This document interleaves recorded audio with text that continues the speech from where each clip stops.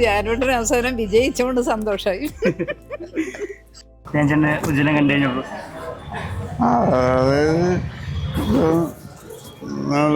ഏറ്റവും പുതിയ പടത്തിന് ഉണ്ടാവേണ്ട ഗുണം എന്ന് പറഞ്ഞാൽ കാഴ്ചക്കാരന് ഫുൾ ടൈം അതിന് ഇൻവോൾവ് ചെയ്യിപ്പിക്കാന്നുള്ള സൈക്കോളജിയാണ് വിജയിക്കേണ്ടത്.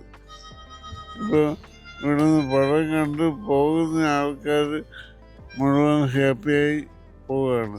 അതിൻ്റെ അർത്ഥം എന്താണെന്ന് വെച്ചാൽ അവർ ഈ കഥയിൽ ശരിക്കും ലയിച്ചു പോയി.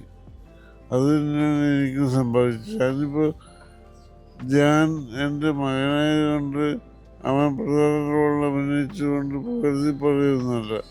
പക്ഷേ ഫുൾ ടൈം കാഴ്ചക്കാരനെ എൻഗേജ് ആക്കാൻ ഇവിടേക്ക് സിനിമ എടുത്ത ആളുകൾക്ക് സാധിച്ചിട്ടുണ്ട്. അത് വലിയൊരു വിജയമാണ്. ഈ സിനിമ റിലീസ് ചെയ്ത് കഴിഞ്ഞപ്പോൾ പറഞ്ഞത് ധ്യാൻ 2.0 വരുന്നു. അപ്പോൾ ഇത്ര നാൾ കണ്ട ധ്യാനല്ല, പുതിയ ധ്യാനായിരിക്കും ഈ സിനിമയിൽ എന്നാണ് പറഞ്ഞത്. സാറിന് അങ്ങനെ ഫീൽ ചെയ്തു?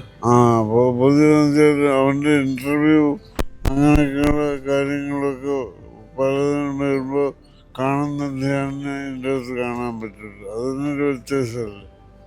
അതെ. സാറിന് ഇഷ്ടപ്പെട്ടോ ധ്യാൻ ചേട്ടൻ്റെ ഈ ഒരു ഉജ്ജ്വലൻ? എനിക്ക് ഇഷ്ടപ്പെട്ടില്ലെന്ന് പറയാൻ ഞാൻ പറഞ്ഞില്ല ആദ്യം തന്നെ. ഫുൾ ടൈം ഒരു പുതിയ സിനിമയ്ക്ക് ഉണ്ടാവേണ്ട ഏറ്റവും വലിയ ഗുണം എന്ന് പറഞ്ഞാൽ ഫുൾ ടൈം കാഴ്ചക്കാരനെ എൻഗേജ് ചെയ്യിപ്പിക്കാൻ, ബോറടി ഇല്ലാതെ കണ്ടുകൊണ്ടിരിക്കാൻ പ്രേരിപ്പിക്കുന്ന ഒരു ഗുണമാണ് സിനിമയ്ക്ക് ഉണ്ടാവേണ്ടത്. അത് ഈ പടത്തിനുണ്ട്. എന്താ തോന്നുന്നേ? എനിക്ക് ഭയങ്കര സങ്കടം, ടെൻഷൻ പിടിച്ചിരിക്കുന്നു. ഇങ്ങനത്തെ പടമല്ല, എനിക്ക് ഭയങ്കര ടെൻഷൻ.